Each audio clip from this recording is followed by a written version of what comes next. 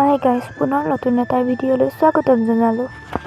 আজি উৰুকা যে মায়ে ৰেষ্টেই নাই, চাওকচোন পিঠা বনায়েই আছে। মোৰ ফালৰ পৰা ভোগালী বিহুৰ শুভেচ্ছা জনালোঁ দেই। এইটো পিঠা আকৌ মই নাই বনোৱা দেই। মোৰ পিছে গাটো ভাল নাছিলে, সেইটো কাৰণে গাটো ভাল লগাবলৈ কাৰণে মাৰ ওচৰতে বহিছিলোঁ, কিন্তু ক'তনো ভাল পাম ন। এইটো পিছে আপোনালোকে কৰেনে? মই কিন্তু কৰি বৰ ভাল পাওঁ। এনে বহি লৈ এইটোকে কৰি আছিলোঁ আৰু। পিছে মাজনী ৰেষ্টে নাই, উৰুকা বুলি পিঠা বনাই আছে যে। মই পাৰাহেঁতেন কৰি দিলোঁহেঁতেন, কিন্তু কি ক'ব, মোৰ গায়ে বেয়া। দিনত পিছে ভিডিঅ' বনাবলৈ মোৰ গাত জোৰেই নাছিলে। এয়া পিছে ৰাতি দেই। মায়ে মাছ ভাজি আছিলে, যিহেতুকে উৰুকাৰ মাছটোৱেই মেইন ন। মাছৰ তৰকাৰী হৈ গ'ল, বহুতো আইটেম আছিলে, কিন্তু মই ভিডিঅ' কৰিবলৈ নহ'ল। এইখন আকৌ মোৰ উৰুকা থালি দেই। বহুতো বস্তু আছিলে যে মোক খাব মন যোৱা নাছিলে, এইকেইটাকে লৈছিলোঁ।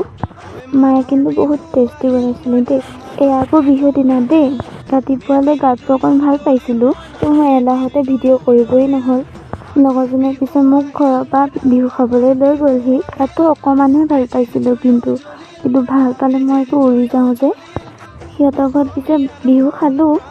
সিহঁতৰ ঘৰৰ ওচৰতে বগৰী গছ এজোপাও আছিলে। বগৰী দেখি পিছে আমি ৰখিবই নোৱাৰিলোঁ। বগৰী খাই কৰি আকৌ গা বেয়াই।